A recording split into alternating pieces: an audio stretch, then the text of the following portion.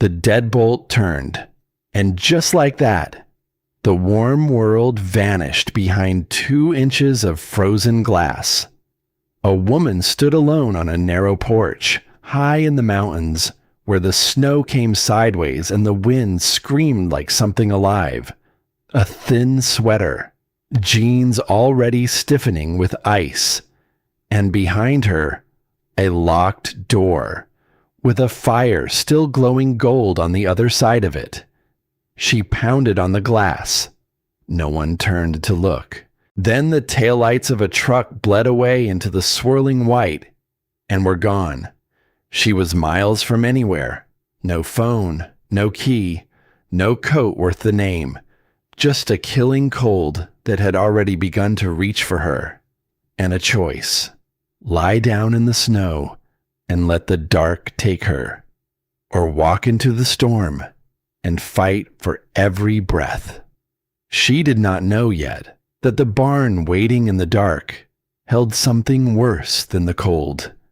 And something that would change her forever. The wind came first.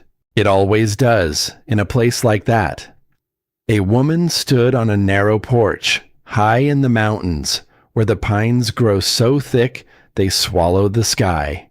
Her name was Wren Callahan, 28 years old. And on that night, the cold reached for her like something alive. She was not dressed for it.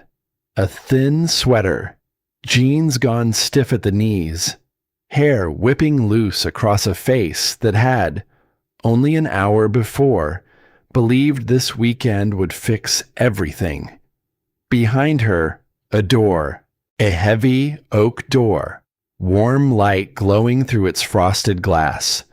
And on the other side of it, the man she had come here to save things with, Grant Mercer. He stood by the fire.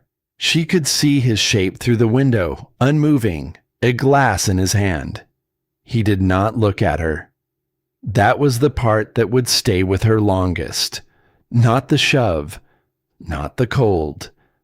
The way he simply did not look.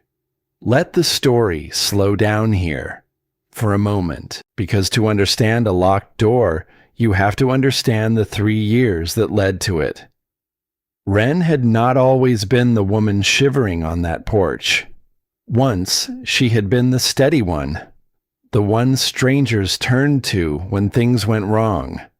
She had spent years learning how to keep people alive, how to slow a racing heart with her voice, how to hold pressure on a wound while the world screamed around her. She had been good, calm under fire, the kind of woman who ran toward the thing everyone else ran from.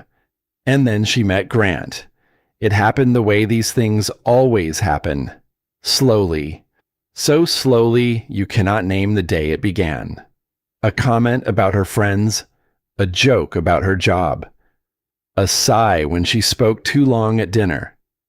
Little by little, the woman who once ran toward danger learned to shrink, to soften, to go quiet, so the room would stay calm. She told herself it was love. She told herself he was just tired, just stressed, just going through something. She told herself 100 small stories, and each one cost her a piece of the woman she used to be. This weekend was meant to fix it. A remote cabin, no phones ringing, just the two of them, and enough silence to remember why they'd started. That was the plan. But the argument came the way the wind had come. Out of nowhere. Over nothing. A notification lighting up his phone, face down on the table. A question she should not have asked. A tone in his voice she had learned long ago to fear. And then the room turned cold, even before the door opened. You want to know what alone feels like? His voice was quiet. Too quiet. That was always the dangerous kind. She never saw his hand close around her sweater. One moment she was speaking, And the next, she was stumbling backward, the freezing night rushing up to meet her, the porch boards slamming into her knees. Her coat landed beside her in the snow. Then the door closed, and the lock turned. She did not believe it. Not at first. She rose, knees screaming, and pressed her palms to the frozen glass. Grant. Her breath bloomed white in the dark. Grant, open the door, please. It's freezing. Inside, the shape by the fire moved, but not toward her. She watched, her heart climbing into her throat, as he pulled a coat over his shoulders, lifted a bag, and walked, unhurried, toward the far side of the house. A moment later, an engine growled to life somewhere behind the cabin. Headlights swung across the snow, and then a truck was moving down the buried drive, red taillights bleeding into the storm, smaller and smaller, until the white swallowed them whole. He was gone. He had actually done it. For a long moment, Wren simply stood there, staring at the empty dark where the lights had been. Her phone was inside. Her keys were inside. Everything that connected her to the rest of the living world sat locked behind 2 inches of glass she could not break. The wind rose to a scream, and somewhere in the back of her mind, the calm voice she had once used on other people, the voice that had talked frightened strangers back from the edge, began, very quietly, to speak to her. Move. If you stay still, you die. She pulled the coat on with shaking hands, zipped it to her throat. It helped, but not enough. Never enough against a cold like this. She tried the windows. Every one. She found a length of firewood and swung it at the glass with everything she had. The wood cracked, split in her hands, sent a jolt of pain screaming up her frozen arms. The glass did not even mark. She stood there, breathing hard, snow gathering in her hair, and understood something with terrible clarity. No one was coming. Not tonight. Maybe not for days. She thought of the drive in, the long winding road, the miles of nothing, and then a flicker of memory, a structure back down the way they'd come, an old sagging shape at the tree line, half lost in the dark, a barn, abandoned, forgotten. 2 miles back, maybe more. In weather like this, 2 miles was a lifetime, but 2 miles was also a chance, and a chance was more than this porch would ever give her. She looked one last time at the warm and empty cabin, at the fire still glowing behind the glass, burning cheerfully for no one, and something inside her hardened, not into anger, into something older, something she thought she'd lost. She stepped off the porch into snow that swallowed her to the thigh and pointed herself toward the dark. But before she took the first step, her hand found her coat pocket, and her fingers closed around something small, hard, cold. She drew it out, a little metal rod worn at one edge with a striker looped to it on a keychain, a fire starter. She remembered the day he'd given it to her, remembered his smirk, the little laugh he'd let out as he pressed it into her palm. "So the city girl doesn't freeze," he'd said. A joke, a small, sharp thing, meant to make her feel foolish. She had almost thrown it away a dozen times. She had never thrown it away. Now she stood in the killing cold, this cruel little gift shining in her frozen hand. And for the first time all night, something crossed her face that was not fear. Grant had given her this to laugh at her, to remind her she did not belong out here. He had no idea, none at all, that he had just handed her the one thing that might keep her alive.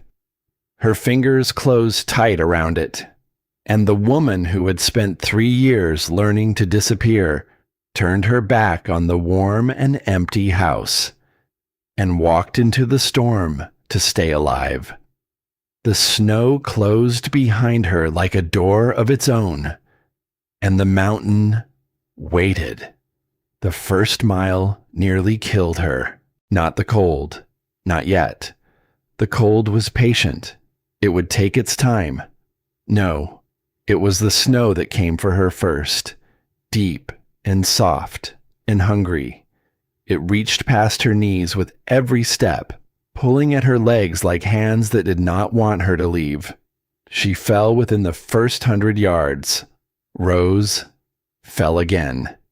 And each time she pushed herself up, the wind pressed harder against her chest, as if the whole mountain had decided she should stay down. But Wren Callahan did not stay down. There was a rhythm she had learned long ago in another life. When the body wants to quit, you do not argue with it. You do not beg. You simply give it the next step, only the next one, never the whole road. One more, she told herself, just one more, and then one more after that. Her breath came ragged, tearing at her throat, freezing on her lips before it could fully leave her mouth. The world had narrowed to a swirling tunnel of white, lit faintly by a moon she could no longer see. There were no stars. There was no sky. There was only forward, and forward was a guess. The trees rose around her like silent giants, their branches heavy and bowed, groaning under the weight of the storm. Now and then, one would crack in the distance, a sharp, splintering sound that echoed through the dark like a gunshot. She flinched every time, and every time she kept moving. The anger helped at first. There is a kind of fury that burns hotter than any fire, and she had it now. She thought of the fire glowing behind that frosted glass. She thought of the shape by the window that would not turn to look at her. She thought of 3 years of shrinking, of softening, of swallowing her own voice so a fragile man could feel large. And the rage warmed her from the inside. For a while, she cursed his name into the wind. She spat it out like something rotten, each syllable a small defiant flame. But the mountain did not care about her anger. The mountain had seen anger before, and slowly, cruelly, it began to take it from her. By the second mile, the fire in her chest had guttered low. Her legs no longer screamed. That was the worst part. They had stopped screaming and gone quiet. A heavy, distant quiet, as if they belonged to someone else now. Her jeans had frozen solid against her skin, stiff as armor, sapping the last of the warmth from her thighs with every step. Her hands, buried deep in her coat, had become 2 blocks of dead wood, and a strange thing was beginning to happen inside her mind. The fear was leaving. That should have terrified her. Somewhere, in the calm and knowing part of her, it did, because she understood what it meant. She had seen it before, in others. She knew the cruel trick the cold plays at the end. It stops hurting. It wraps you in a warm and gentle lie. It tells you to rest. And the snowbanks around her, soft and blue in the dark, began to look inviting, like pillows, like a bed made just for her. Just for a minute, a soft voice whispered inside her skull, "Just close your eyes. Just for a minute. You've earned it." Her steps slowed, her head dipped, and the warm, terrible peace began to settle over her shoulders like a blanket. She was smiling. That was the thing that saved her. Some small, sharp part of her, buried under all that comfort, caught the smile forming on her frozen lips and understood it for exactly what it was.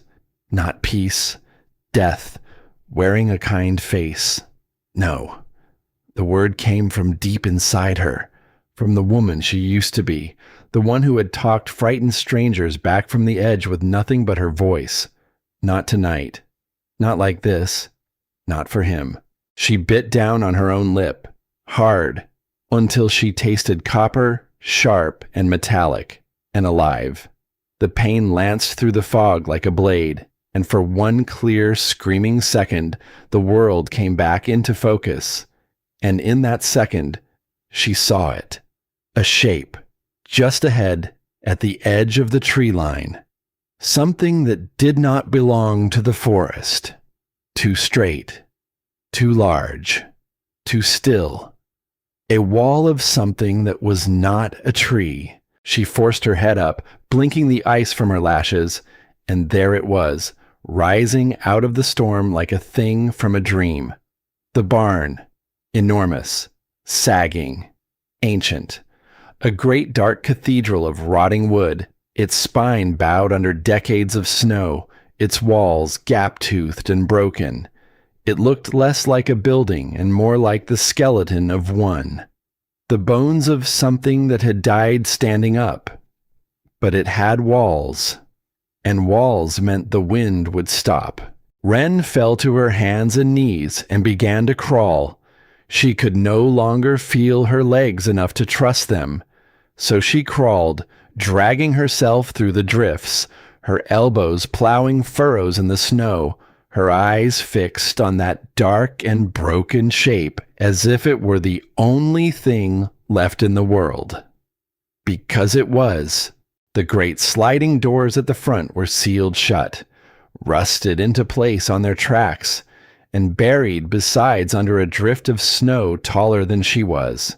She clawed at them anyway, her dead fingers finding no purchase, until a sob of pure frustration tore out of her.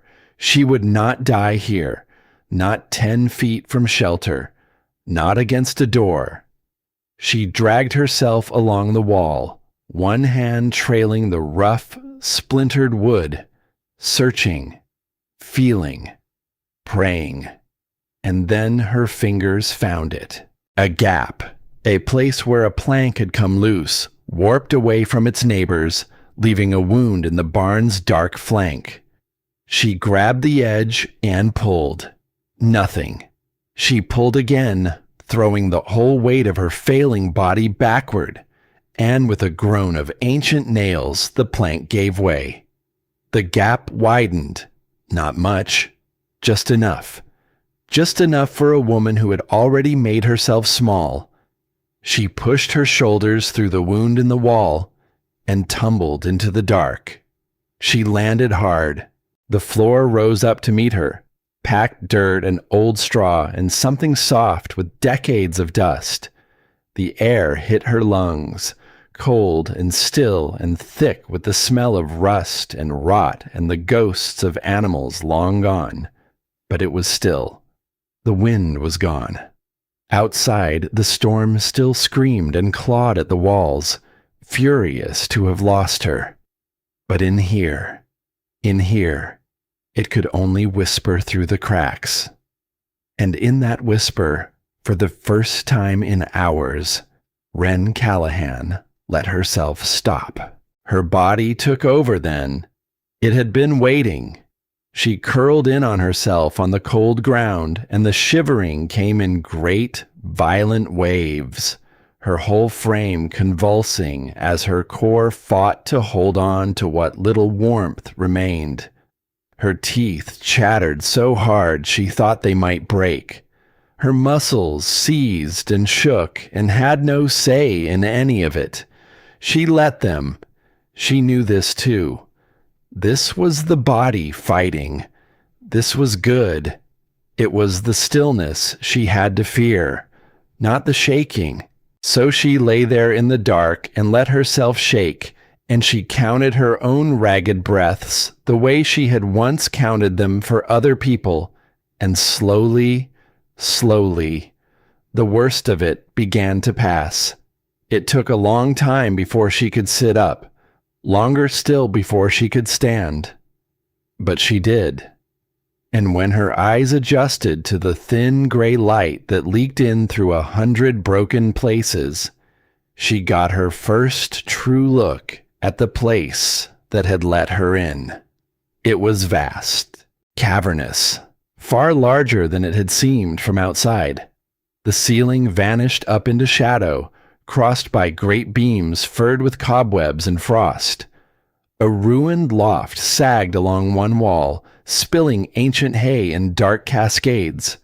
And there, in the very center of the floor, sat the rusted hulk of some old machine, a forgotten tractor, its metal skin eaten orange with age, half swallowed by time, barrels, broken lumber, the wreck of a life that had ended here long ago. And it was cold, bitterly, deeply cold. Wren's brief flush of relief drained away as the truth of it settled over her. Yes, the wind was gone. Yes, the killing wind was outside now, held back by these old and broken walls. But this space was enormous, a great open tomb of frozen air. She could no more warm it than she could warm the sky itself. If she lay down here in all this vast and empty cold, she would still die. Slower, perhaps, but just as surely. She turned in a slow circle, her breath pluming ghostly in the dark, and made herself think, made herself use the calm, clear part of her that had never truly left, only gone quiet under 3 years of being told to hush. "You can't heat the barn," the voice said. "Steady now. Working. So don't try. Make something smaller. Make a room within the room. A den. A fortress inside the fortress. Trap the warmth. Give it nowhere to run." She began to search. She moved along the walls, slow and deliberate, her arms wrapped tight around herself, her eyes hunting the shadows. And piece by piece, the barn began to give up its gifts. First, beneath a collapsed corner of the loft, half buried under fallen boards, a great heavy sheet of canvas, old and stiff and gray with dust, but whole, unbroken. She hauled it free with a grunt, and a cloud of dust rose around her, and she coughed and did not care. Warmth. That canvas was warmth. Then, in the far corner, she found it. A small room, built into the angle of the barn itself. A little wooden box of a space, no more than a few paces across, with solid walls on every side and a heavy door hanging crooked on its hinges. Once it might have held tools. Tack. The small and precious things a working place keeps close. Now it would hold her. She limped to it and dragged the door open. It shrieked on its rusted hinges, a sound that set her teeth on edge, and the smell that rolled out was thick with mildew and age. But the walls were solid. The walls were whole. "This," the voice said, "this is where you live." She got to work. There was no warmth to spare for hesitation, so she did not hesitate. She dragged the great canvas sheet into the little room and spread it across the frozen dirt floor, layer over layer, a barrier between her body and the cold, hard ground. The ground steals your heat, she knew. The ground is patient and greedy. So she covered it. All of it. Then, back and forth, again and again, she carried armload after armload of the ancient hay from the ruined loft. It scratched her arms and filled her lungs with dust and made her eyes stream. But she did not stop. She piled it high along the walls of the little room. She built a nest of it in the corner, thick and deep and soft. Hay traps air, still air, dead air. And dead air tonight meant life. It was slow, brutal work, and her body had almost nothing left to give it. Twice she had to stop and press her back to the wall and simply breathe until the black spots cleared from her vision. Twice the soft voice returned, whispering that she could rest now, that this was surely enough.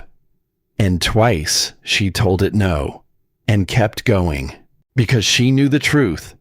Insulation alone would not save her. It would only slow the cold's advance, trap what little warmth her failing body could make. But her body was making less and less, hour by hour. Given long enough, the cold would win. It always wins, in the end, against a body alone. She needed more than a nest. She needed fire. And here, at last, the mountain had already given her its cruelest gift. She emptied her pockets onto the canvas floor and knelt over the small and pitiful pile of things that had come with her into the dark.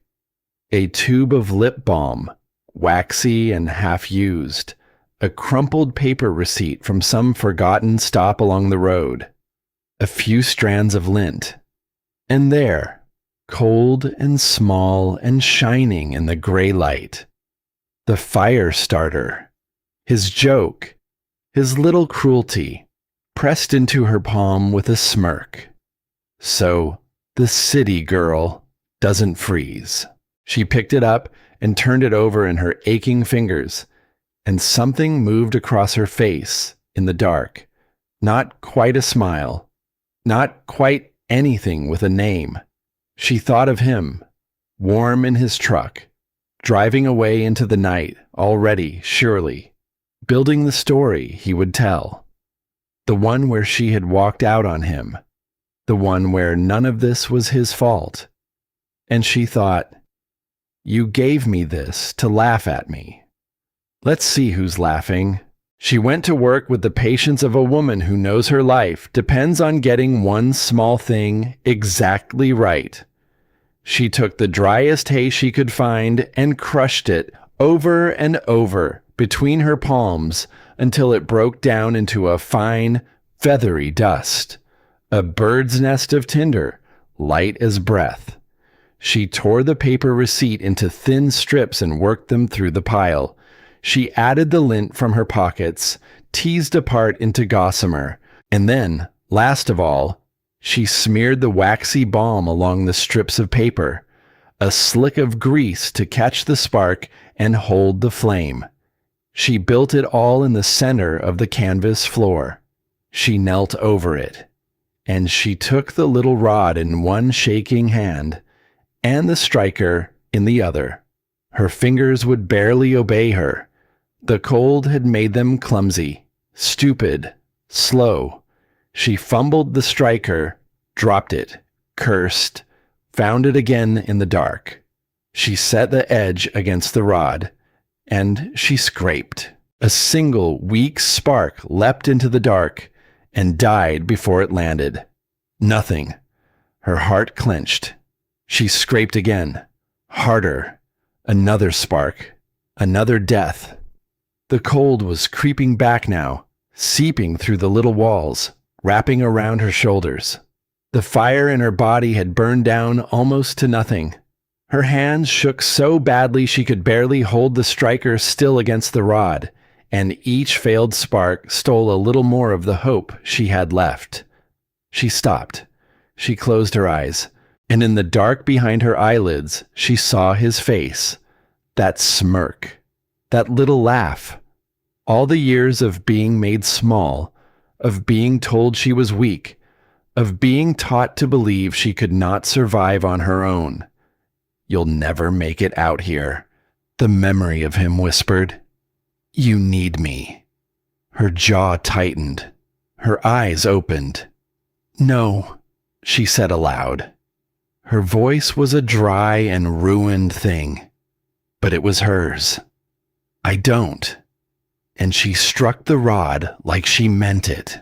A shower of white sparks burst into the dark, raining down onto the little nest of tinder. The lint caught first. A single ember. Tiny, fragile, red as a heartbeat. Wren dropped flat onto her stomach, put her face inches from that trembling coal, and breathed. Gently. So gently. The way you breathe on something you love, when you are afraid it might leave you. The ember pulsed, brightened, spread. It touched the waxed paper, and the wax began to melt and to hiss. And then, all at once, a small yellow flame stood up out of the dark. She almost wept. She fed it like a mother. Small strands of hay first, then a splinter of wood, then another. She coaxed it and guarded it and gave it everything it asked for, and slowly, beautifully, it grew. Slivers of the old rotten lumber, a dry twig, a broken slat. Within minutes, a small and steady fire crackled in the corner of that little room, throwing its light against the ancient walls, sending its thin gray smoke curling up and out through a gap in the boards above. And the heat reached out and touched her frozen face like the palm of a gentle hand.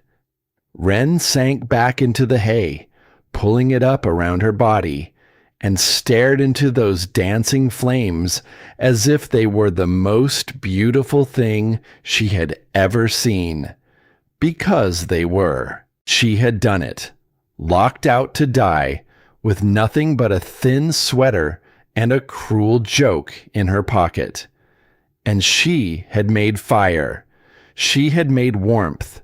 She had made, out of a rotting tomb, a room where she could live. For a long while, she simply lay there, letting the heat sink into her, letting the shivering finally ease. The pain of thawing came with it, sharp and bright in her fingers and her feet, and she welcomed even that. Pain meant life. Pain meant the parts of her that hurt were still hers. And as the warmth returned, so did her mind. Clearer now, steadier. She looked around the small room in the firelight, seeing it truly for the first time. The solid walls, the crooked door, the nest of hay, her fortress inside the fortress. And that was when she saw the marks. They were on the wall beside her, low down, near the floor, where the firelight caught them at just the right angle and threw their shadows into relief. At first, she thought they were only scratches, the idle wounds of time, of tools, of animals. But they weren't. They were letters, carved into the old wood by a hand long gone, slow and deep and deliberate, the work of someone who had all the time in the world and nothing to do with it but wait. Wren leaned closer, her heart beginning, for reasons she could not yet name, to beat a little faster. She brushed the dust away with her thawing fingers, and she read the words that a stranger had left in the dark, in this same small room, before her. The cold does not kill you. And below it, deeper still, pressed harder into the wood, as if the one who carved it had needed to believe it. Giving up does. Wren went very still. She read the words again, and a strange feeling moved through her, colder than the storm and warmer than the fire, both at once. She was not the first. Someone else had been here, in this same corner, in this same dark. Someone else had huddled in this little room, against this same killing cold, with nothing but their own two hands and their own stubborn will. Someone else had been left, and they had carved these words into the wall for whoever came after. for her. She lifted her fingers from the letters and pressed them, slowly, to her own chest. The cold does not kill you. Giving up does. I hear you, she whispered to the empty dark, to the stranger who was surely long gone, whoever they had been. I hear you. And for the first time since the door had closed behind her, Wren Callahan did not feel entirely alone. She should have rested then. Her body begged for it. The warmth had made her heavy, and the exhaustion she had been holding back for hours rolled over her now like a slow gray tide. Her eyelids sank. The fire crackled. The stranger's words watched over her from the wall. She let her eyes close, just for a moment, just to rest them. And that was when she heard it. At first, she thought it was the wind, a trick of the storm, worrying at some loose board. But no, this was different. A sound, low, rhythmic, deliberate, a scratching. It came from the far side of the barn, out beyond the reach of her small fire's light, from somewhere in the vast and frozen dark she could not see into. Scratch, scratch, then a pause, then something worse. A long, slow, wet inhale. A great and hungry sniffing, drawn in through the black, echoing faintly off the barn's rotting walls. Something was smelling the air. Something was smelling her. Wren's eyes flew open. Every ounce of drowsiness vanished in an instant, burned away by a cold sharper than any the storm had brought. She sat up slowly, silently, her heart slamming against her ribs like a trapped and frantic bird. She held her breath, and she listened. The scratching came again, closer now, and with it a new sound. A low, rolling rumble, so deep she felt it in the floorboards more than heard it. A growl, rising up out of the dark, out of the vast cold belly of the barn, coming slowly, patiently, toward the light, toward her. She had been wrong. She had thought the storm was the only thing hunting her tonight. She was not alone in the dark after all. Something was in here with her. And it had been here all along. Slowly, so slowly, Wren reached out and closed her fingers around the longest branch she had, the one whose far end still burned bright and orange in her little fire. She drew it up, held it before her like a blade of light, and she turned her eyes toward the black mouth of the doorway, where the growl was coming from. The firelight threw long, shivering shadows out into the vast dark of the barn, and out of that dark, a shape began to form. It emerged the way a nightmare emerges, slowly, piece by piece. First, a low and heavy outline, gathering itself out of the shadows near the rusted machine. Then the faint gleam of a spine, ridged and sharp beneath a coat matted stiff with ice. Then the head, low and swinging. And above it, the eyes. Two of them, catching the firelight and throwing it back in a flat and terrible gold.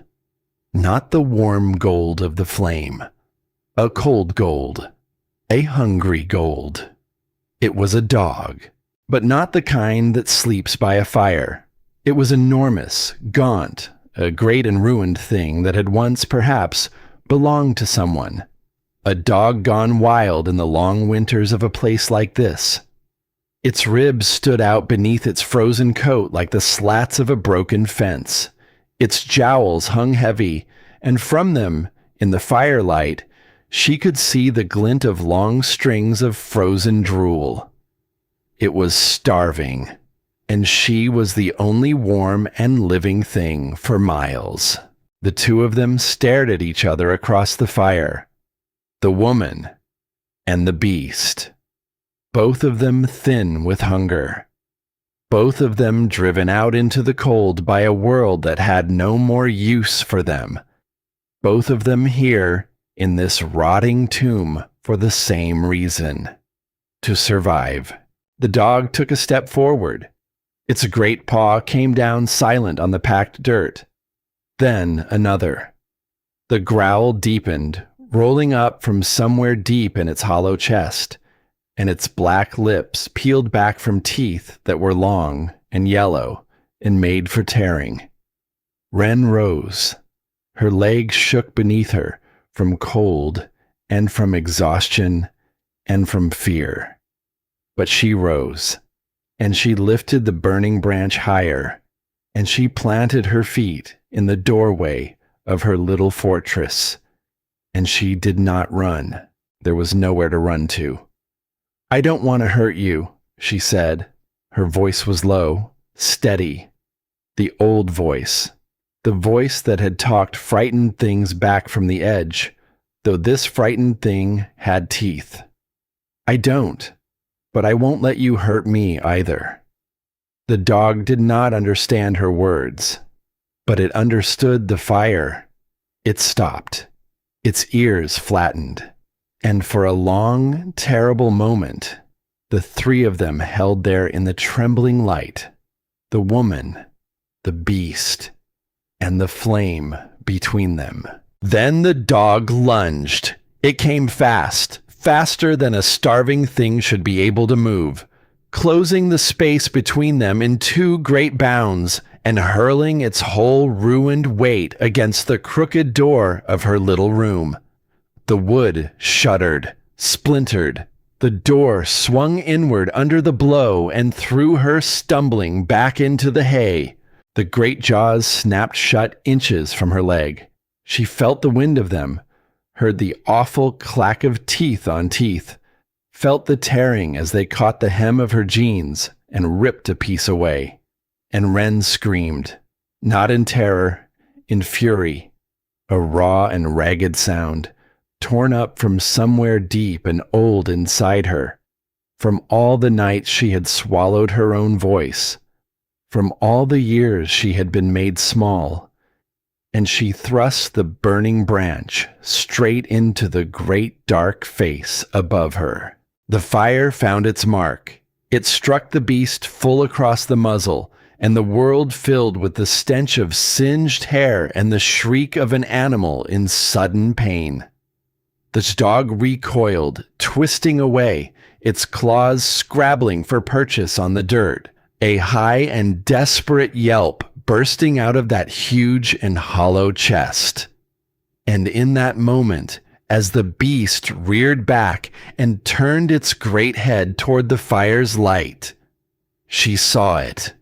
The back leg, the right one, dragging, half lifted, held up off the ground at a wrong and painful angle, and clamped around it, rusted and cruel and biting deep into the flesh, was the jagged iron mouth of an old trap, a relic, a thing left in these woods long ago, forgotten by whoever set it, closed now forever on a leg it was never meant to hold. The dog was not simply wild. The dog was wounded. The dog was in agony. It had dragged that iron horror through these woods for who knew how long, starving, freezing, its own leg rotting slowly in the trap's teeth. It had come into this barn for the same reason she had, to escape the storm, to find a corner of the world that would not kill it. And it had found her instead, warm, alive, smelling of blood and of prey. It was not a monster. It was just desperate, the same as her. The realization struck her somewhere she did not expect, somewhere beneath the fear, and for one strange, suspended instant, the woman and the beast simply looked at each other through the smoke. Two ruined and driven out things, each one certain the other had come to end them. Then the pain of the fire won out over the pull of the hunger, and the dog broke. It scrambled backward, Out of the little room, back into the vast dark of the barn, its wounded leg dragging, its breath coming in ragged, whistling heaves. It retreated to the far shadows near the rusted machine, and there it stopped and turned and watched her with those cold gold eyes. It did not leave. It could not leave. The storm outside would kill it as surely as it would have killed her. But it did not come again. Wren scrambled up and kicked the splintered door shut with both feet. She shoved the heavy canvas against the gap at the bottom and piled loose hay and broken wood against the barrier, building it up with shaking hands into a wall of pure desperation. Then she sank down with her back against the far wall, the burning branch still clutched in her fist, her whole body trembling, and she stared at the door as if she could hold it closed with her eyes alone. Beyond it, in the dark, she could hear the beast, pacing, whining, the soft, uneven scrape of a wounded leg dragging across the dirt. Now and then, a low growl, more misery than menace. Now and then, the sound of it settling, and then rising again, unable to rest, unable to flee, trapped in the same small tomb as the woman it had tried to kill. She did not sleep. She could not. She sat with her knees drawn up to her chest and fed the fire one small piece at a time, careful, so careful, to keep it burning through the long hours of the dark. Every gust of the storm against the walls made her flinch. Every creak of the old wood sounded like teeth. Every silence was worse than any sound, because in the silence she could imagine anything. But something had shifted in her. Somewhere in that long and freezing vigil, between the fear and the exhaustion, a new thought had taken root. She could not stop hearing that yelp, could not stop seeing that leg, that iron horror clamped deep in the flesh, that flat gold eye full of a pain she recognized. She knew what it was to be caught in something you could not escape. She knew what it was to be slowly destroyed by a thing that had clamped down on you and would not let go, and to keep dragging it with you anyway, because what other choice was there? She had lived it for 3 years, and she had walked out of it tonight, into a storm, to survive.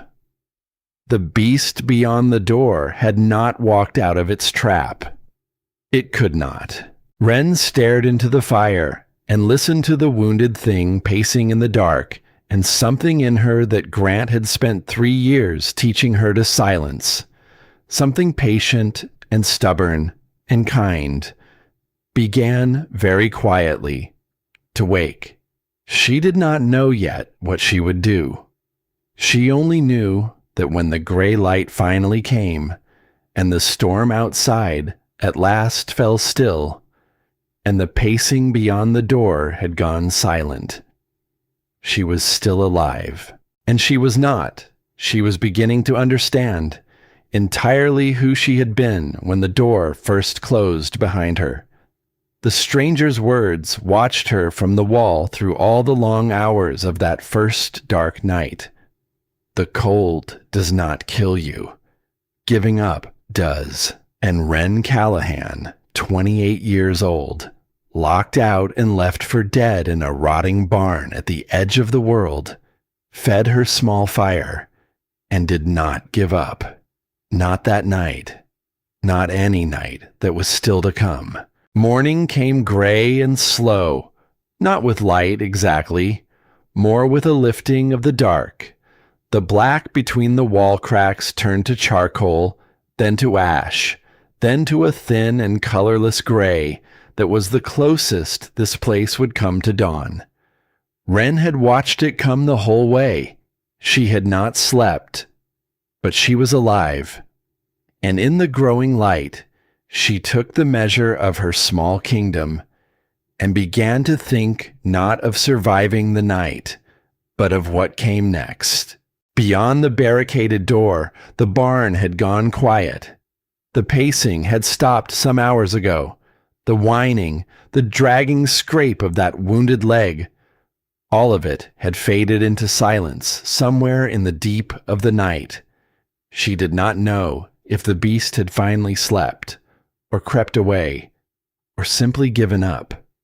She only knew she could not stay in this little room forever. She was thirsty.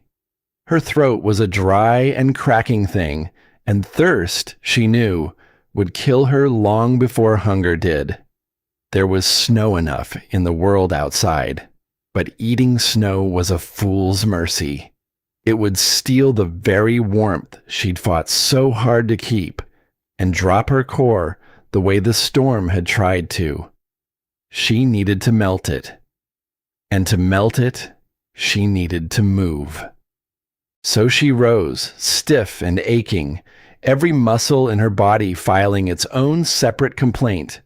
She took up the burnt branch, still faintly warm at one end, and slowly, quietly, she began to dismantle the wall she had built in the dark, board by board, handful by handful, until only the crooked door remained between her and the vast gray belly of the barn.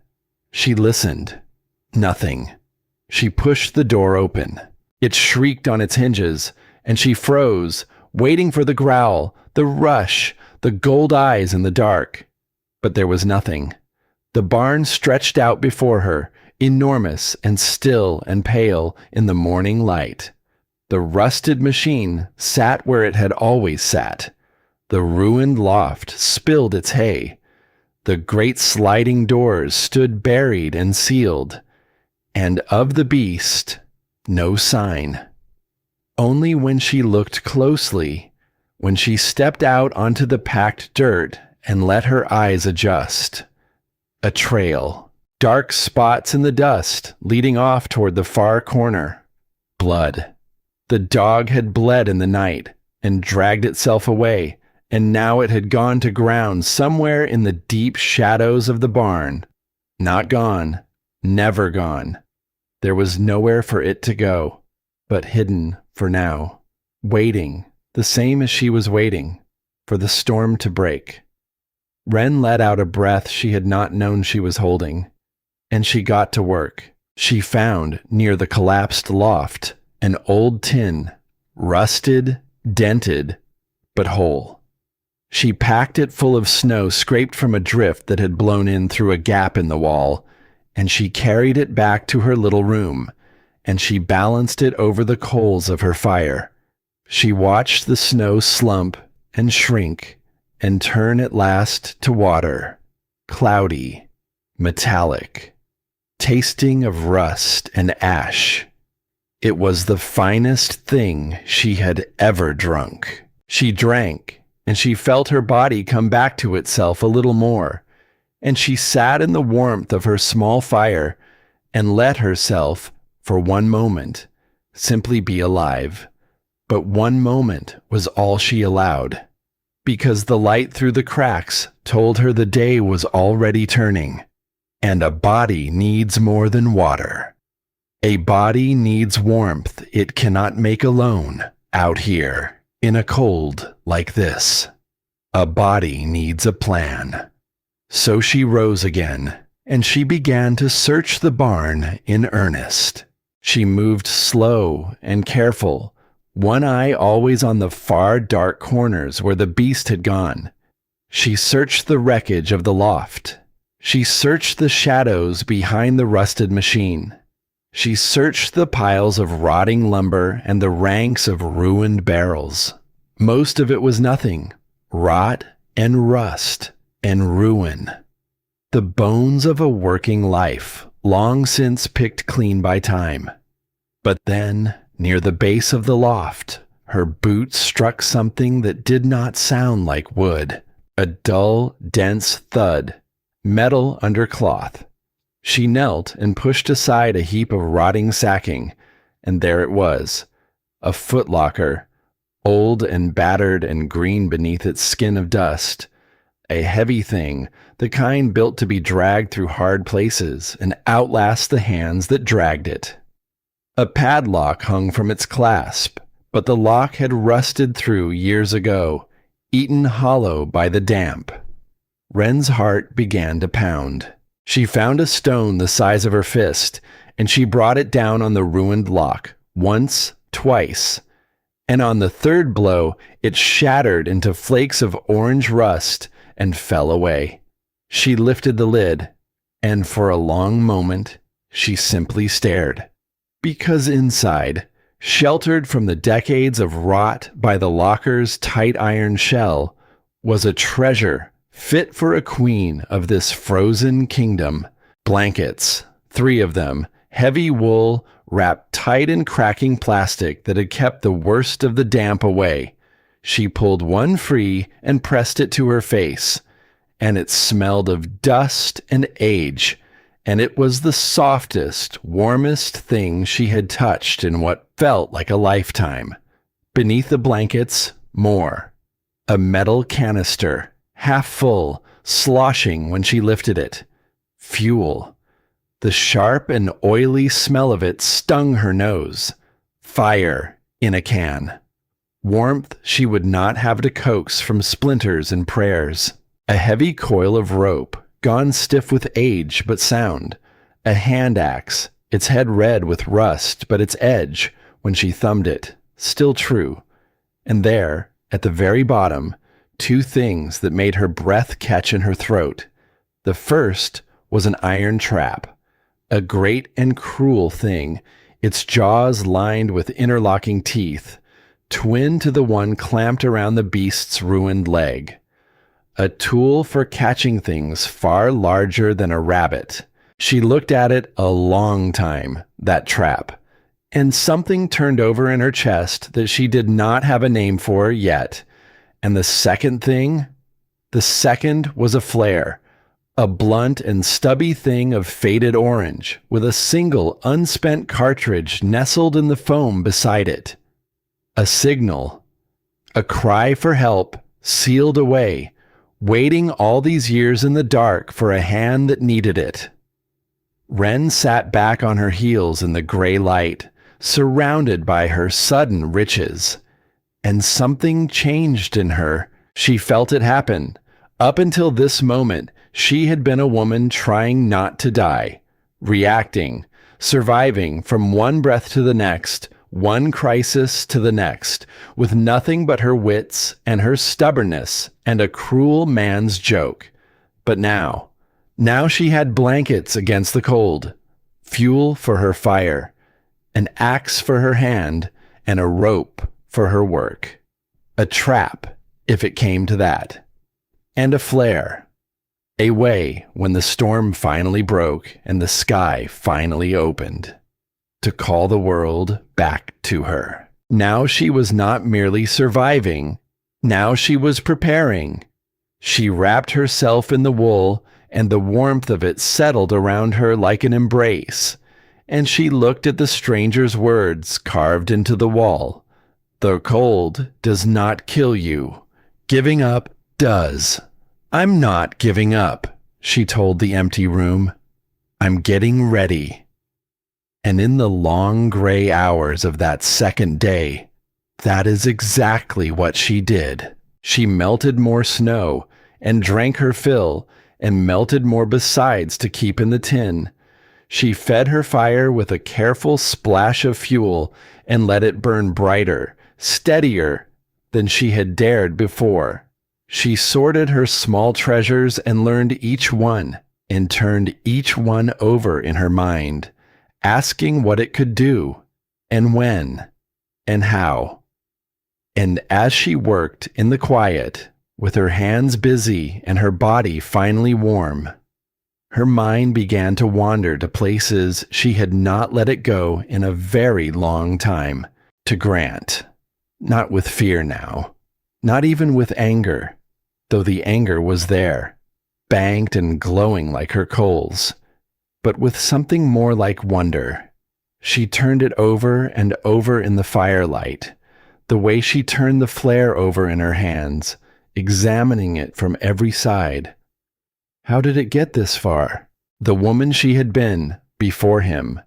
She remembered her now, more clearly than she had in years. The steady one, the capable one, the one who ran toward the fire, who kept her voice calm while the world came apart, who other people leaned on because she did not break. When had that woman started to disappear? She could not name the day. That was the terrible thing. There was no day. There was no single blow, no single wound she could point to and say, "There, that is where it began." It had been 1,000 small things. A joke that made her doubt her own memory. A sigh that made her doubt her own worth. A silence that taught her to fill it with apologies. A voice raised just enough to teach her to lower her own. Year by year, he had made her smaller, and year by year, she had let him, had helped him even, had done his work for him, folding herself down to fit the little box he'd built, telling herself all the while that this was love, that this was what love asked, that a good woman bends so the peace can hold. She saw it now, in the firelight, with a clarity that hurt worse than the thawing had. She had not lost herself all at once. She had given herself away, one small piece at a time, to a man who was never, ever satisfied, who took each piece she offered and simply held out his hand for the next, who would have taken every last part of her and still, in the end, locked her out in the snow to die. Because that is what he had done. He had not simply left her. He had decided she should die, calmly, coldly, because she had dared, for one moment, to ask him a question he did not care to answer. And the terrible thing, the thing that made her hands go still over the fire, was this. Some small and broken part of her, even now, even here, wanted to find the excuse for him. He was drunk. He was hurting. He didn't mean it.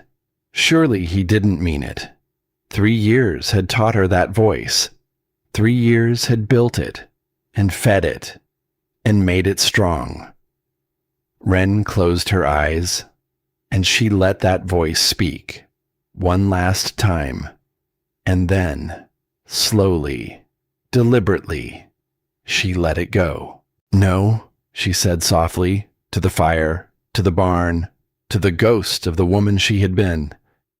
"He meant it, and it doesn't matter whether he did or he didn't, because I am not going back to a man who could ever, for one single second, want me gone from this world."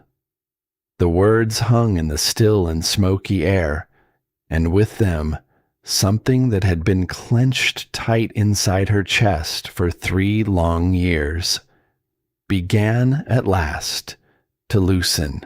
She did not feel free. Not yet. Freedom was a long way off, and there was a storm and a wounded beast and a frozen wilderness between her and it.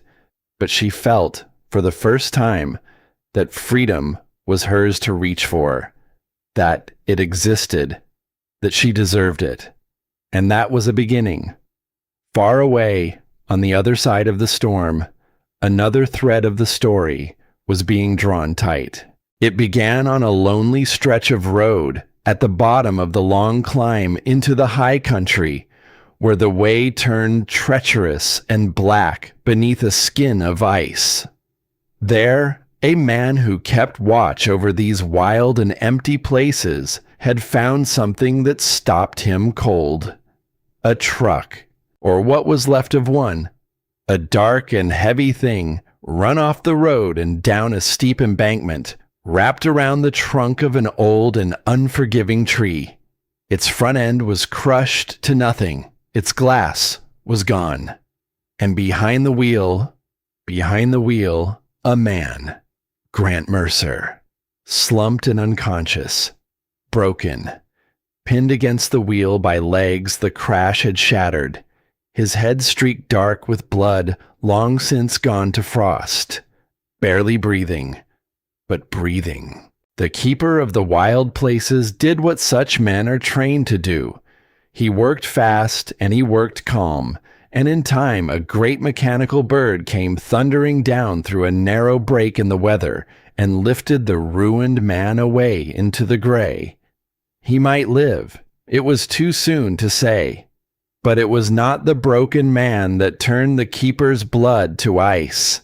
It was what he found on the seat beside him, a bag, a small and ordinary bag, the kind a woman carries, and inside it, everything. A phone, keys, the small and necessary things a person does not walk away from, the things a person cannot survive out here without. He held that bag in his gloved hands, and he looked at the empty seat where a woman should have been, and he understood, with a slow and dawning dread, exactly what it meant. There had been a woman. There had been a woman with this man, and her things were here, in this ruined truck, at the bottom of this frozen road, but she was not, which meant she was out there. Somewhere in all that white and killing wild, a woman was out there, with no bag, no phone, no keys. Perhaps no coat against a storm worse than the mountains had shown in a long, long time. And by the look of the crash, by the state of the man, and the cold in his blood, she had been out there a long while already. The keeper of the wild places did not waste a breath. He called for others. He gathered what few could reach him through the storm, and they set out on machines that screamed across the drifts, following the long road up toward a rented cabin in the high, dark woods. But even as they climbed, the truth of it rode heavy on every one of them, unspoken and certain. No one survived a night out here, not dressed for a warm fire, not in a storm like this. They believed, every one of them, that they were not climbing that mountain to save a life. They believed they were climbing it to bring down a body. And so, as Wren Callahan sat wrapped in wool before her small brave fire, tending it, mending herself, beginning at last to reach back toward the woman she used to be, the world beyond the storm had already decided she was dead. She did not know it.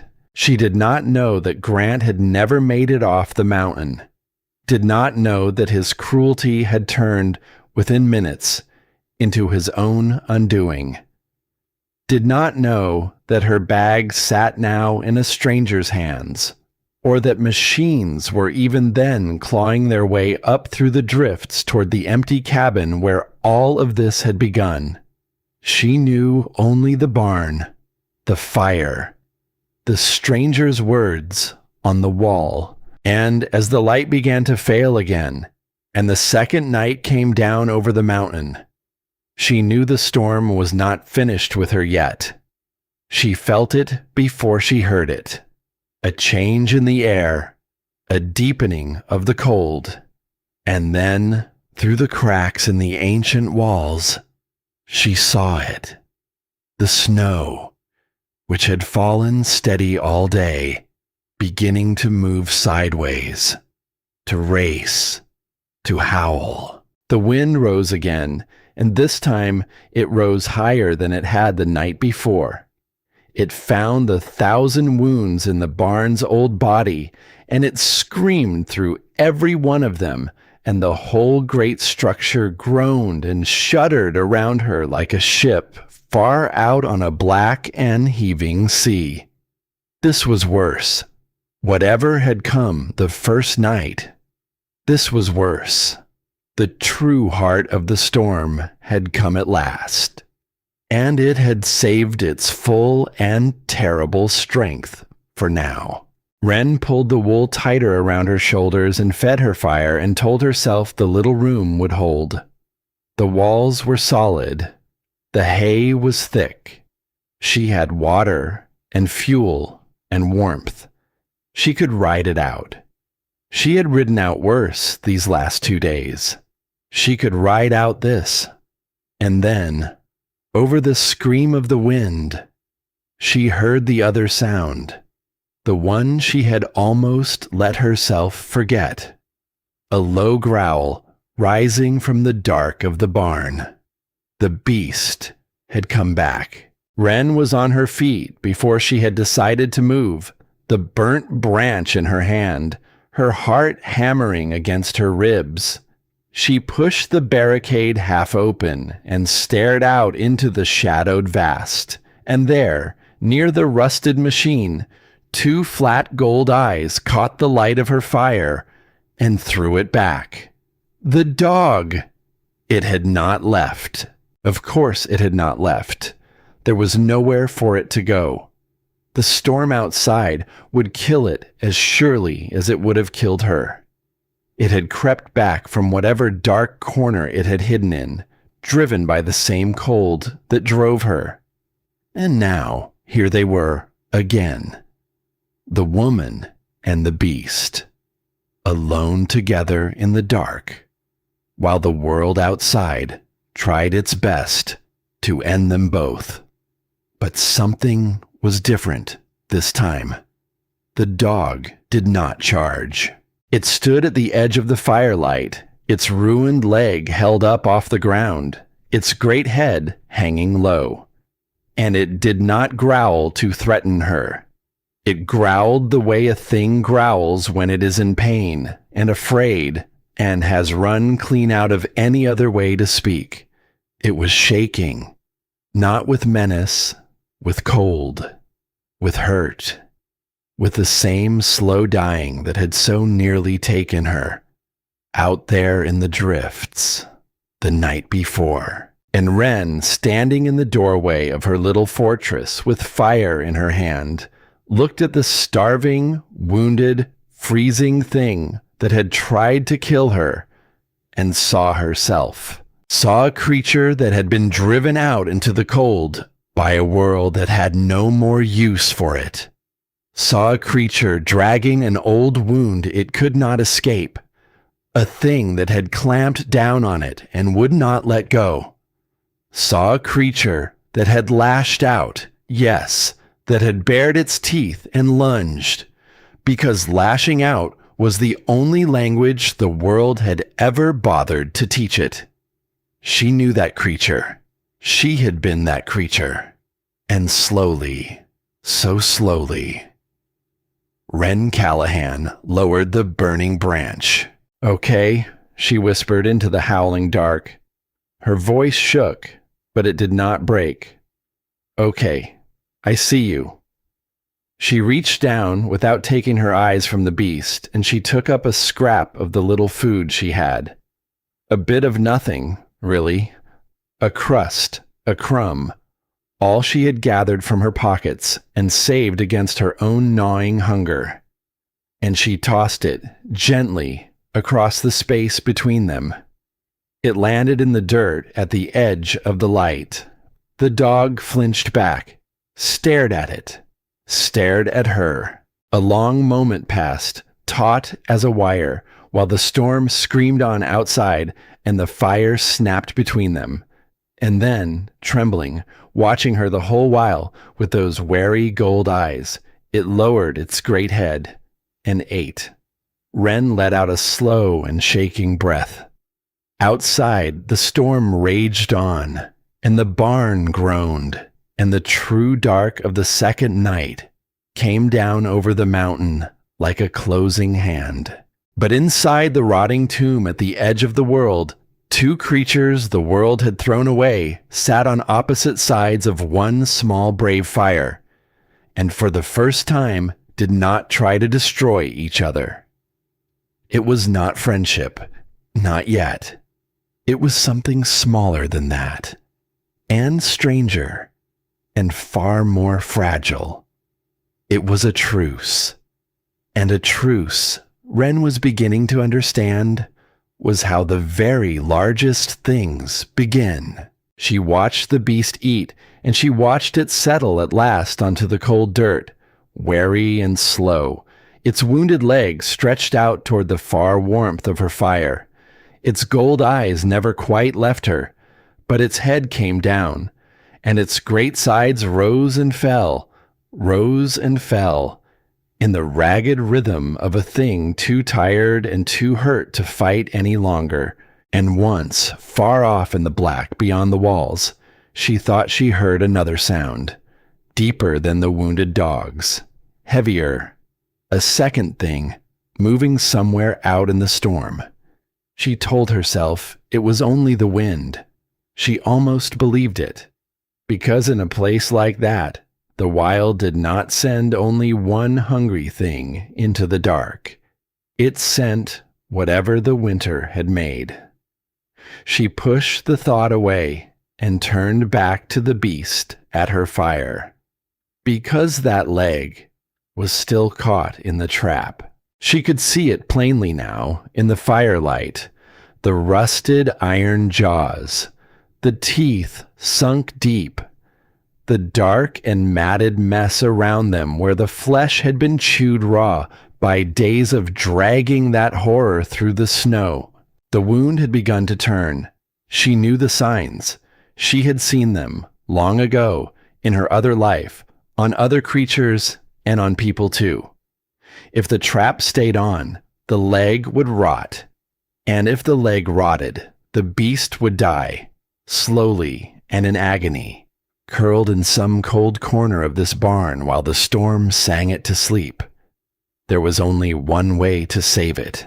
Someone would have to get close enough to that starving, frightened, wounded animal to lay hands on the very trap that caused its pain, and to open the iron jaws that had ruined its leg.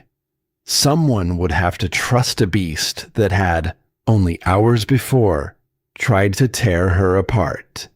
And the beast would have to trust her back. Wren looked at the trap, and she looked at the gold eyes watching her across the fire, and she thought of the iron jaws that had closed on that leg, and of the 3 long years that had closed on her own life, and of how it feels to drag a wound you cannot escape through a cold and endless dark. She thought, no one came to open mine. No one reached in and set me free. I had to walk out of it myself, into a storm, to save my own life. And then she thought, quiet and certain, in the old steady voice that had never truly left her, but I can open his. The storm howled against the walls. The fire burned low, and she fed it. And somewhere in the long dark hours of that second and terrible night, Wren Callahan made up her mind that when the light came, she was going to free the thing that had tried to kill her, whatever it cost. Because that, she was beginning to understand, was who she had always been. Beneath the fear, beneath the silence, beneath 3 years of being told she was small, she had always been the one who stayed when others ran, the one who reached a hand into the dark, and no locked door, and no cruel man, and no killing cold had ever truly taken that from her. They had only made her forget. The storm did not break that night. If anything, it grew.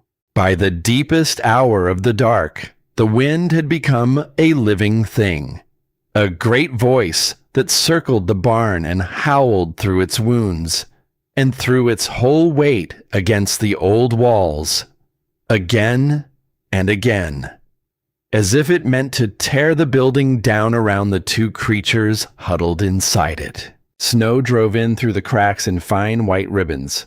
The cold pressed harder, and out beyond the walls, the world had gone entirely white, entirely wild, buried so deep that the barn itself seemed to be sinking into it, inch by inch, hour by hour. They were entombed now, truly. The gap she had crawled through was gone. swallowed under a mountain of drifting white. There would be no leaving, not until the storm was done with them. There was only this: the fire, the little room, the woman, and the beast, and the long, dark hours in between. Wren fed the fire and pulled the wool close and watched the dog across the flames. It had not moved much. It lay where it had settled, its wounded legs stretched toward the warmth, its great sides rising and falling in that slow and ragged rhythm. But its eyes were open, always open, watching her the way a hurt thing watches the world, waiting for the next blow, from whatever direction it might come. She knew that watchfulness. She had worn it herself for 3 long years, and she understood, looking at the beast, that no gift of food, no lowered branch, would ever be enough to earn the thing she needed from it, because what she needed was worse than food. What she needed was to come close, to touch the very trap that had ruined it, to lay her hands on the source of all its pain. No frightened thing gives that easily. Not a dog, not a woman. So she did not rush it. She sat instead, and she talked. She did not know why at first. The beast could not understand her words, but there was something in the sound of a voice, low and steady in the dark, that seemed to ease the tension out of the animal's frame by slow degrees. So she kept on. She spoke to it the way she had once spoken to frightened strangers, long ago, in the life she'd nearly forgotten. That calm and certain voice, the one that said, without ever saying it, "You are not alone now, and I am not going to hurt you." And as she spoke to the beast, she found herself, somehow, speaking to herself. "I know what it's like," she murmured into the firelight, "to have a thing clamp down on you and not let go." The dog's ear twitched toward her voice. "You keep dragging it, day after day, because what else can you do? You tell yourself you'll get free of it soon. You tell yourself it isn't as bad as it looks. You tell yourself it's your own fault, somehow, for stepping where you shouldn't have stepped." Her voice caught, just slightly. "And the whole time, it's poisoning you. Slow. From the inside. And the worst part is you stop believing you were ever anything but caught."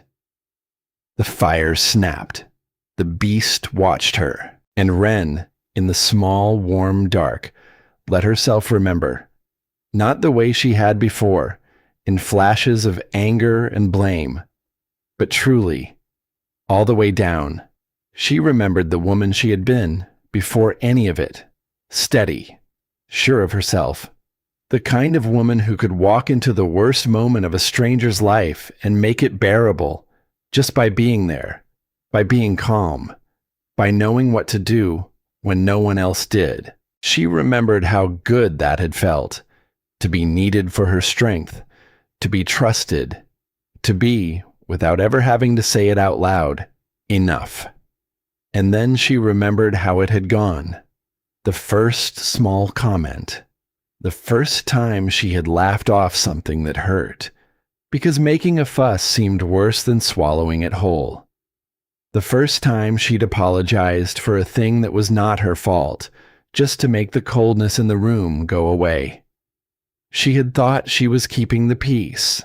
She saw now that she had been teaching herself to disappear. Each time she made herself smaller, the box grew smaller too. Each time she swallowed her voice, it grew a little harder to find the next time she reached for it. And Grant had learned quickly exactly how much he could take, and exactly how to take it, and exactly how to make her believe that the taking was somehow a gift. He had told her she was too much, so she became less. He had told her she was lucky he stayed, so she stopped believing anyone else ever would. He had told her, in 100 wordless ways, that the strong and certain woman she used to be had only ever been arrogance and foolishness, a problem to be managed, a thing to be fixed. And she had believed him. That was the thing that hurt the most, there in the firelit dark.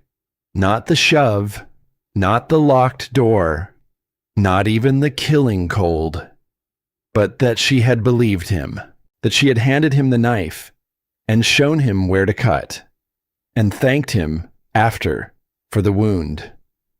Wren pressed the heels of her hands against her eyes, and for the first time since the door had closed behind her, she wept. Not the sharp, frightened tears of the storm. Slow tears, deep ones.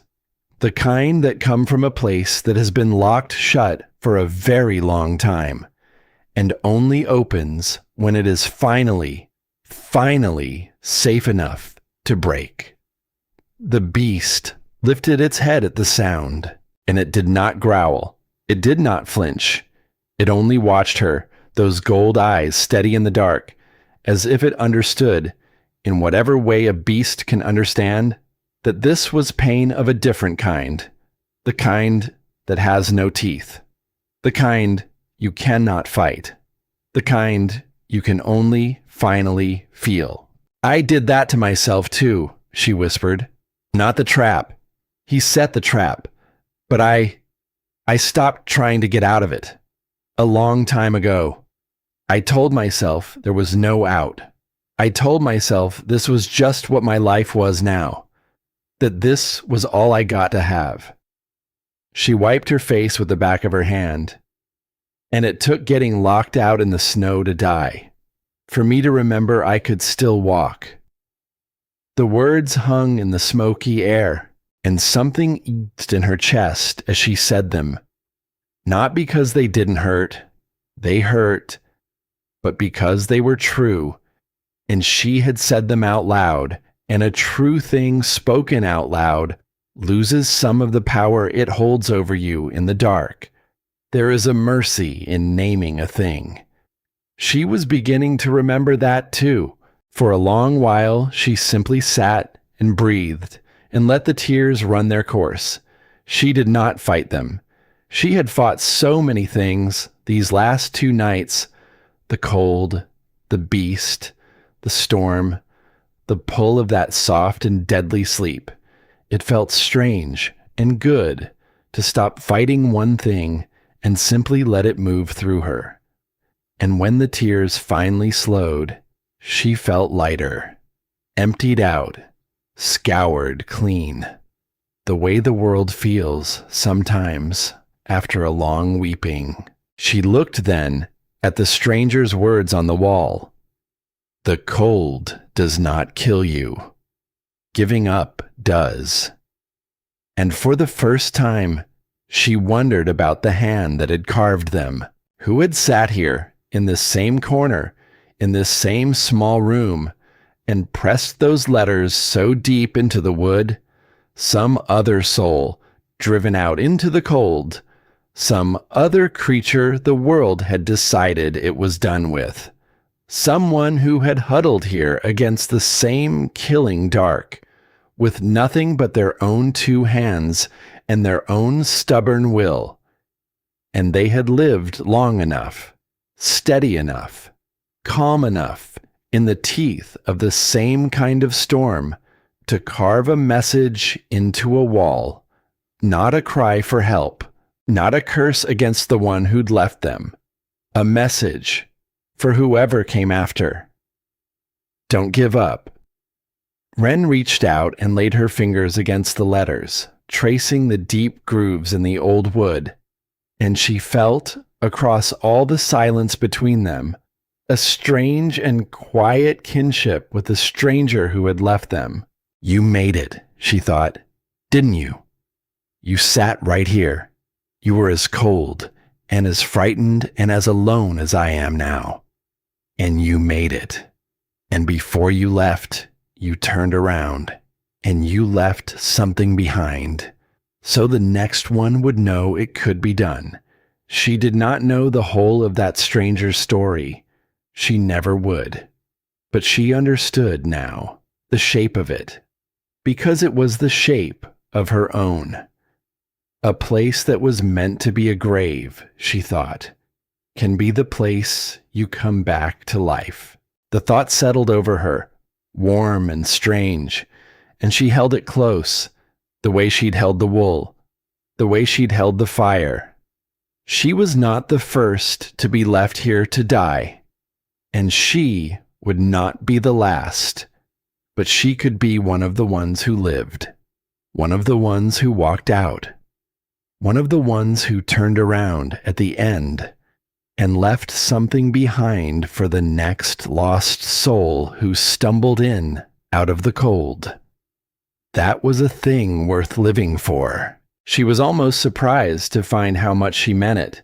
Somewhere above her, under the weight of all that new snow, a beam of the old roof groaned, a long, low, splintering sound, and a fine hiss of white sifted down through the dark. She froze, waited. The beam held. The barn, wounded as it was not done standing yet. And neither, she decided, was she. She fed the fire one more splinter of wood, and went on. The night wore on. And as it did, Wren did something she had not done in a very long time. She let herself imagine a life on the other side of this. Not a grand life, not a perfect one, just hers. A small place of her own, where no one's mood decided the weather of her day. Mornings where she woke and did not, in the first breath of waking, take the measure of another person's temper before she dared to move. Work that mattered. The old work, maybe. The work of running toward the thing that frightened everyone else, of being the steady hand in someone's worst hour. She had been so good at that once. She could be good at it again. And somewhere in that imagining, sitting in the dark with a wounded beast and a stranger's words and a small brave fire, Wren Callahan forgave herself, not Grant. She would never owe him that, and she knew it now, all the way down. Some things do not deserve forgiveness, and asking a wounded person to grant it anyway is only one more cruelty dressed up as grace. No, she did not forgive Grant. She forgave the woman who had stayed. She forgave the frightened, tired, lonely woman who had made herself small because small felt safer than the fight, who had believed the lies because believing them hurt less in the moment than facing the truth of where she was, who had lost herself one small piece at a time and hated herself quietly for every piece. You did the best you could, she whispered to that woman, to herself, in the dark, with what you knew, with what you had, and now you know more, and now you're going to do better. And that was the thing that finally set her free. Not the fire, not the blankets, not even the certainty that she would live, but the moment she stopped being her own jailer. The storm raged on outside, but something inside her had gone very quiet, and very still, and very strong. The kind of strong that does not need to shout, the kind of strong that simply is. The night deepened, and then, somewhere in the smallest hour, the storm began, very slowly, to spend itself. The great voice of the wind grew hoarse. The battering against the walls came softer and further apart. The white ribbons driving in through the cracks thinned and slowed and finally stopped altogether. And in the deep quiet that followed, Wren became aware of a change. The beast had moved. At some point, in the long dark, while she talked and wept and remembered and forgave, the dog had crept closer, not all the way, not near enough to touch, but closer. It lay now just inside the doorway of her little room, its wounded leg toward the fire, its great head resting on its paws. It had come in from the cold. It had chosen, of all the corners of that vast dark barn, to lie here, near her, near the fire, near the one warm and living thing in all that frozen tomb that had not, in the end, tried to end it. Wren went very still. She did not reach for it. Not yet. She only watched and let it be, and let the small and enormous fact of it settle into her. The beast trusted her. Not fully. Not yet. But enough. Enough to sleep in the same small room. Enough to turn its wounded body toward her and close, just for a moment, those wary gold eyes. And Wren understood that the moment she had been waiting for had come. She looked at the trap. She could see it plainly in the low firelight. The rusted iron jaws, the teeth sunk deep, the dark and matted ruin of the leg around them, where days of dragging that horror through the snow had chewed the flesh raw. The wound had begun to turn. She knew the signs. She had seen them before, in that other life, on other creatures, and on people too. If the trap stayed on, the leg would die. And if the leg died, the beast would die with it, slowly, in agony, curled in some cold corner of this barn while the last of the storm sang it to sleep. There was only one way to save it. Someone would have to get close enough to that starving, frightened, wounded animal to lay hands on the very trap that caused its pain and to open the iron jaws by force. Someone would have to trust a beast that had, only a day before, tried to tear her apart. And the beast would have to trust her back. Slowly, so slowly, she moved. She did not rise. She did not loom. She lowered herself instead, down onto her belly on the canvas floor, making herself small, making herself no threat at all. And she began to inch across the little room toward the beast and its ruined leg. The dog's eyes opened. It watched her come. Its lip trembled and a low sound started in its throat. And Wren stopped, waited, kept her voice soft as falling snow. "Easy," she breathed. "Easy now. I'm not going to hurt you. I know it looks like I might. I know that's what it always looks like when someone comes close. But I'm not. I promise you. I'm going to help." The sound in the dog's throat faded. She moved again. An inch. Another. Until she was close enough to see the trap in full. Close enough to reach it. Close enough that one snap of those great jaws could take her hand, or her face, or her throat. She knew that. She knew exactly what she was risking. And she did it anyway. Because some things are worth the risk. And because she was, at last, remembering who she was. She laid one hand, very gently, on the beast's shoulder. It flinched. Its whole body went rigid. The growl came up again, and this time it did not fade. And for one long and terrible heartbeat, Wren was certain she had misjudged it. Certain the teeth were coming. Certain this was how it ended. She did not pull back. She held still, her hand on the trembling shoulder, and she looked into those gold and frightened eyes, and she spoke the truest words she had. "I know," she whispered. "I know it hurts. I know you're scared. So am I. But you have to let me. You have to let someone Just once. Get close enough to help, or you'll die with this thing on your leg. And you don't have to. Do you hear me? You don't have to. The growl wavered and held, and then, slowly, died. The great body beneath her hand did not relax exactly, but it stopped fighting. It went from rigid to merely trembling, from a thing braced to strike to a thing braced to endure, and its eyes stayed on hers, wide and wet and desperate, and in them she saw the thing she had been looking for. Not surrender, trust. The terrible, fragile, hard-won trust of a creature that has been hurt so many times it has forgotten there was ever another way, deciding, against everything the world has taught it, to believe. Just once more. Wren's own eyes filled. "There it is," she breathed. "There it is. Good.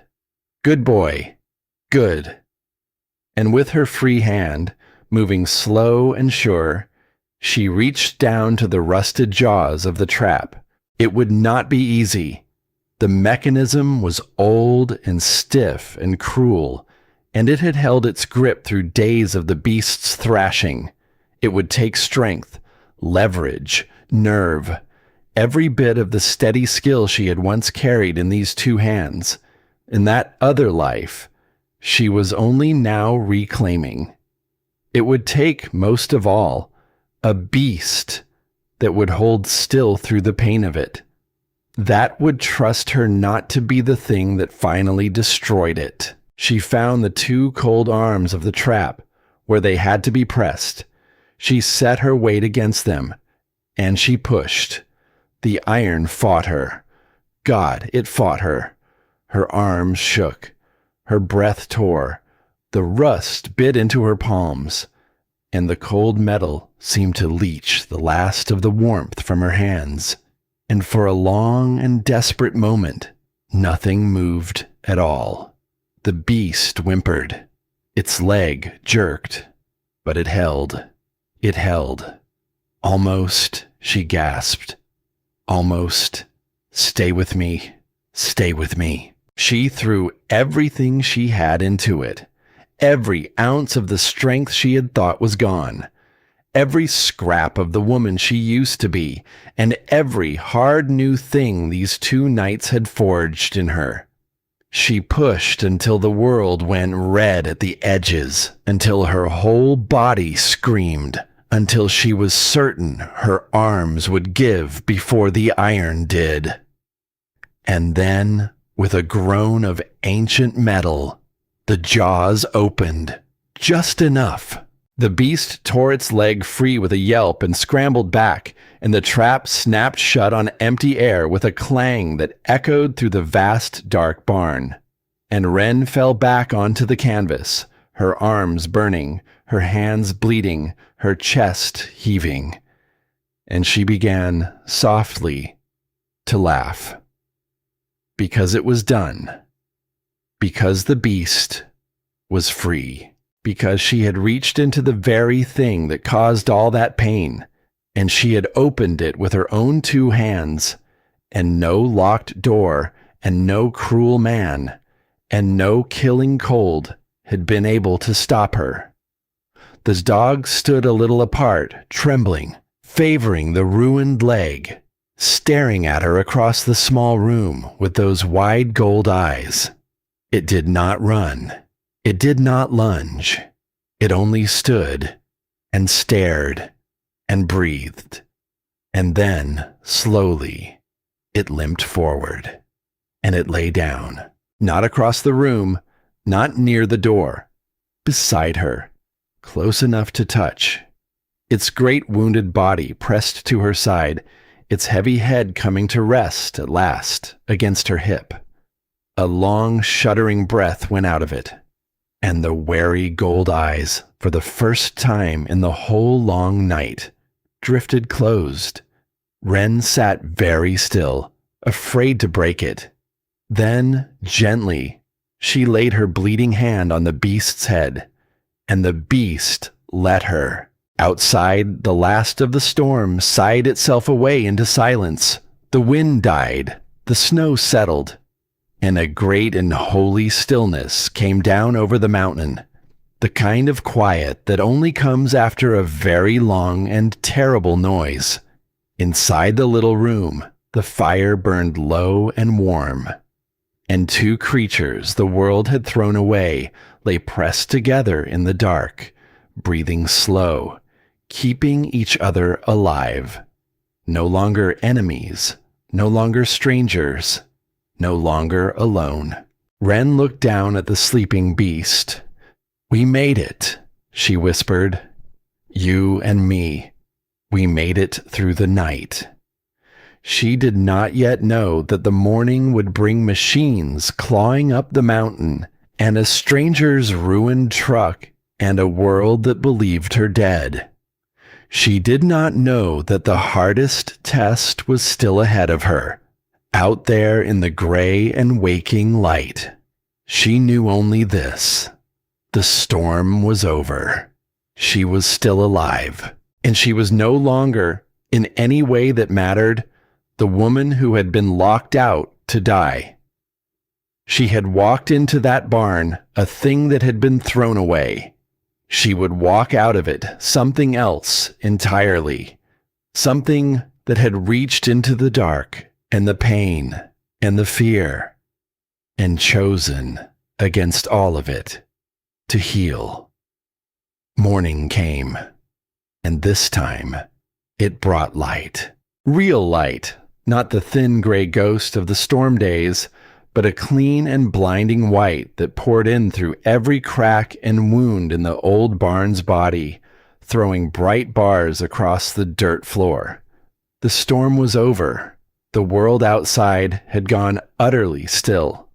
Wren woke slowly, the beast warm against her side, and for one long moment she simply lay there in the light, listening to the silence, feeling the slow rise and fall of the sleeping animal's breath beneath her hand. She had lived 2 nights in the killing dark, and she had lived, but she was not out yet.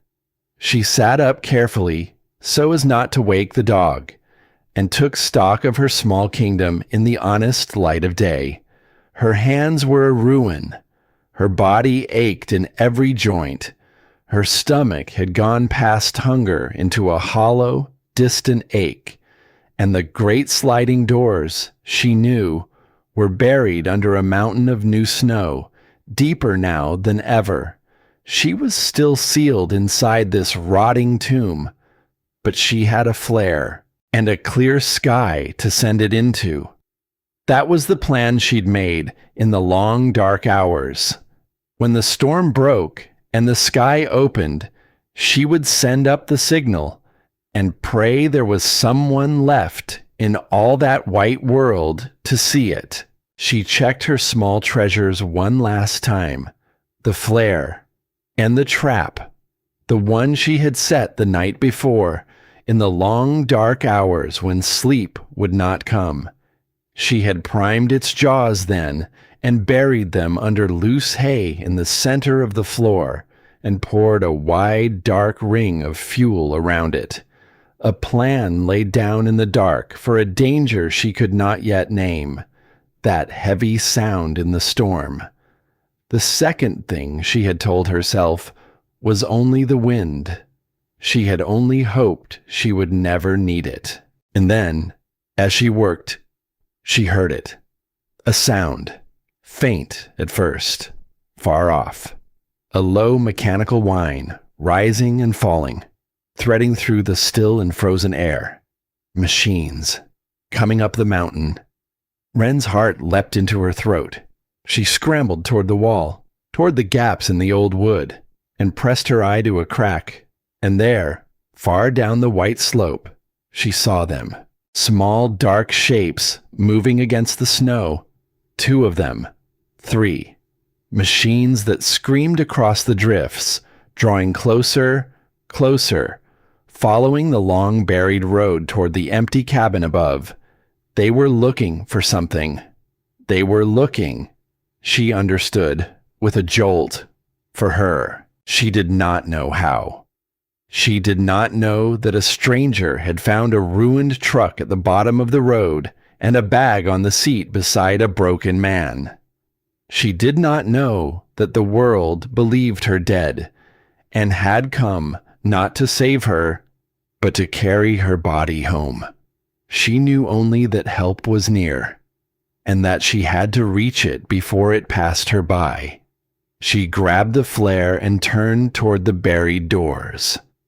And that was when the beast lifted its head and growled, low, deep, a sound she had not heard from it since the first terrible night. But it was not looking at her. It was looking past her. At the far dark corner of the barn, Wren turned, and her blood went cold. There, in the shadows near the ruined loft, another shape had appeared. Another dog, but not like the one at her side. This one was larger, broader through the chest. Its coat was not matted with the misery of a wound, but thick and dark and healthy. And its eyes, when they caught the light, held no fear in them at all. Only hunger, only the flat and patient hunger of a thing that has learned, in the long winters of a place like this, that the weak and the wounded are simply food that has not fallen yet. The heavy thing in the storm. It had not been the wind after all. It had smelled them. The blood, the warmth, the two exhausted, wounded creatures huddled in the corner of a barn. And it had come to feed. Wren rose slowly to her feet. The great dark dog stepped forward, out of the shadows, into the light. Its head was low, its shoulders bunched. And there was nothing desperate in it, nothing frightened, nothing she could reach with a soft voice and a scrap of food. This one had not come in from the cold. This one had come to kill. At her side, the wounded beast struggled up onto 3 legs, placing itself between Wren and the newcomer, a low and ragged snarl building in its throat. Brave, loyal, and hopelessly outmatched on a ruined leg, half-starved, barely able to stand. It would die for her. She could see that plainly. It would throw its broken body at the larger dog, and it would die, and buy her seconds, and those seconds would not be enough. She was not going to let it. No, she breathed, not you. Not after all this. And the calm came over her. The old calm. The steady, certain, running toward the fire calm that had carried her through 2 nights of dark and had never, she understood now, truly left her. She had a plan. She had prepared. And a prepared woman is never truly helpless, no matter what stands across the room. The trap sat in the center of the floor, where she had laid it in the night. Primed, waiting. Its jaws hidden under a scattering of loose hay, and around it, in a wide dark ring, the fuel she had poured from the can. Between her and the great dark dog lay a trap she had set herself. "Come on," she said aloud. Her voice did not shake. "Come on then. Come and get me." And she took the burning branch from her fire, and she held it low, and she waited. The great dog charged. It came fast, faster than the wounded beast ever had, a dark blur of muscle and teeth hurtling across the barn floor straight toward her. The wounded dog lunged to meet it, and Wren shouted, and in the same breath, she flung the burning branch down into the ring of fuel. The world erupted into flame. A wall of fire leapt up from the dirt, brilliant and roaring, a barrier of light and heat that split the barn in 2. The great dark dog, blinded, already committed, already at full speed, could not stop. Its front paws came down, directly onto the hidden jaws of the trap. The iron closed with a sound like a slammed door. The dog's charge became a scream, and it went down thrashing, anchored to the floor, the flames roaring around it, the trap holding it fast. And the wounded beast fell back to Wren's side, unhurt, and she caught it by the scruff and pulled it close. And together they backed away from the fire and the fury and the trapped and screaming thing. She did not stay to watch. She had what she needed. Time, a breath, a chance. She turned to the wall, to the highest gap she could find where the storm had torn the roof half open, and she lifted the flare and she aimed it at the clean, bright sky beyond. She thought, in that last instant, of the stranger's words on the wall. The cold does not kill you. Giving up does. I didn't, she whispered. I didn't give up. And she pulled the trigger. The flare tore out of her hand with a hiss and a rush, a streak of brilliant red rocketing up through the broken roof, up into the clean blue sky above the trees. It burst there, high and bright and impossible to miss, a single crimson star blazing against the white world. A cry, a signal, a woman refusing to be lost. Down the slope, the machines stopped, and then they turned, and they came. They came fast, the dark shapes swelling larger against the snow, the whine of their engines rising to a roar, drawn like moths to that burning red star. And Wren stood in the gap she kicked out of the barn's burning flank. The wounded beast pressed to her leg, the wool wrapped around her shoulders, her soot-streaked face lifted to the light, and she watched them come for her. The first machine slewed to a halt in a spray of snow. A figure climbed off it, a broad man bundled against the cold, and he stopped dead when he saw her, simply stopped and stared, as if he could not quite believe his own eyes. Because he could not. He had climbed this mountain, this man who kept watch over the wild places, expecting to carry down the frozen body of a woman who had died 2 nights ago in a thin sweater and a pair of jeans.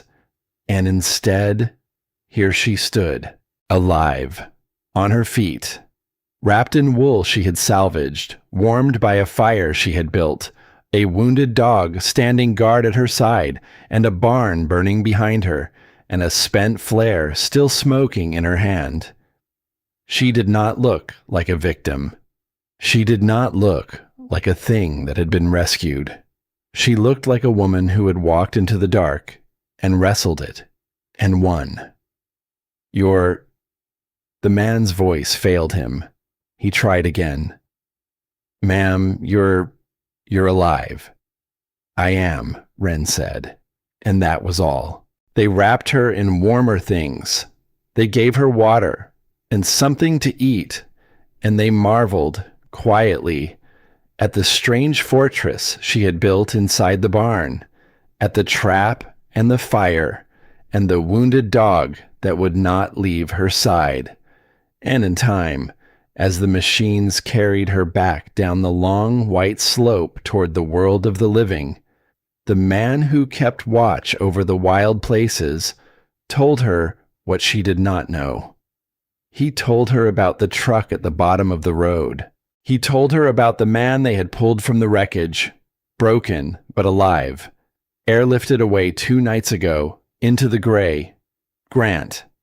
Wren listened, wrapped in wool, the wounded dog's head resting on her knee, and she felt very little.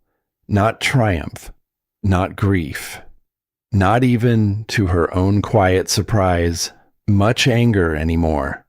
Just a distant, settled sort of peace. He'll live then, she said. Looks that way, the man said, and then, carefully, watching her, he came around yesterday. Barely, but enough to talk. Enough to start telling folks how the two of you got separated out here, how you wandered off in the dark, how he looked and couldn't find you, and finally went for help. Wren was quiet for a moment. She looked out at the white world sliding past, so beautiful now in the clean morning light, so unlike the killing dark it had been. And then she almost smiled, because of course he had. Of course, even now, even from a hospital bed with his legs in ruins, Grant Mercer was already building the story. The one where he was the hero, the one where he had searched, the one where none of it was his fault.